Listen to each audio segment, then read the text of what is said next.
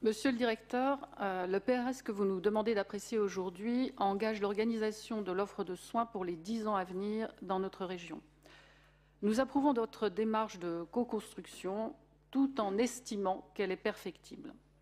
Reconnaissez que son format, 900 pages environ, n'est pas facile à consulter, lisible pour l'ARS, ardu pour les habitants de notre territoire.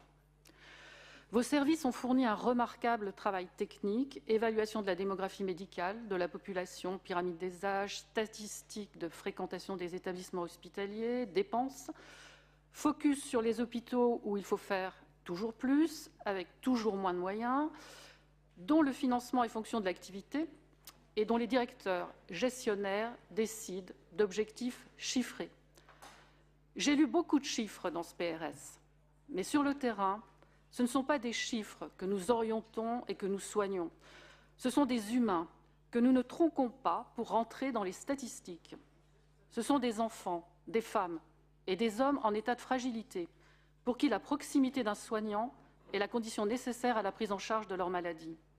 Non, tout le monde n'est pas capable de faire 30 km pour trouver un médecin.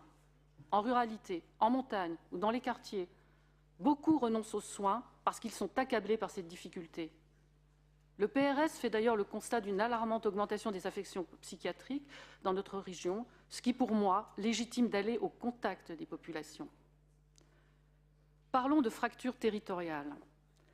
Vous habitez une grande ville, vous avez un CHU et des praticiens libéraux parce que la pratique y est intéressante, parce qu'il y a des moyens et de l'émulation.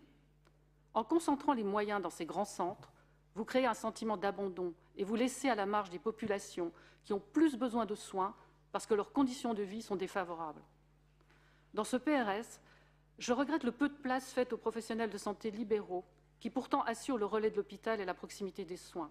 Je pense aux infirmiers, kinésithérapeutes, sages-femmes, pharmaciens, prêts aux délégations de tâches et qui pratiquent déjà la coopération interprofessionnelle autour du patient sur le terrain, sans qu'elle soit formalisée comme dans une MSP, et pour un coût qu'il serait intéressant d'évaluer.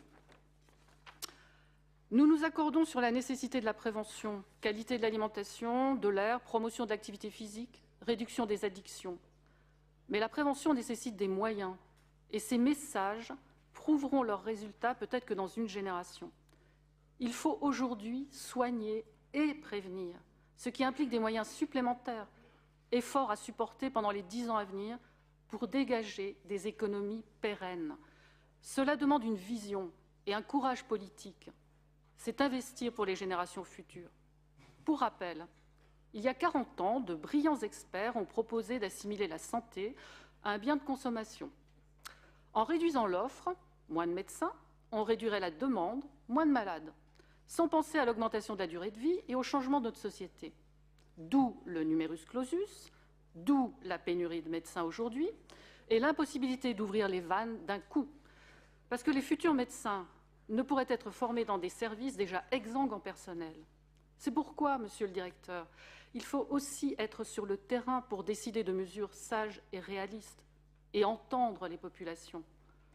Pour le Nord Bourgogne, le PRS envisage effectivement l'implantation d'un service d'angioplastie à Châlons, mais sous condition de coordination avec Dijon et Mâcon. Et quand on lit entre les lignes, cela signifie la fixation d'objectifs d'activité inatteignables pour l'hôpital et l'obligation d'embaucher au préalable 7 cardiologues. Mais monsieur le directeur, comment recruter alors que le service n'existe pas ? Si ce service n'ouvre pas, c'est la cardiologie sur la Nord-Bourgogne qui est menacée. Il faut aujourd'hui de 2 à 3 mois pour avoir un rendez-vous de cardiologue à Châlons. Quand il n'y en aura plus, ça sera encore plus compliqué.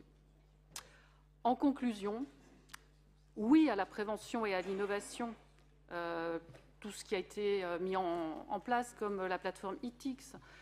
Oui à un budget ambitieux, compatible avec les défis à relever, mais non à la fermeture de services dans les hôpitaux de proximité par solidarité territoriale.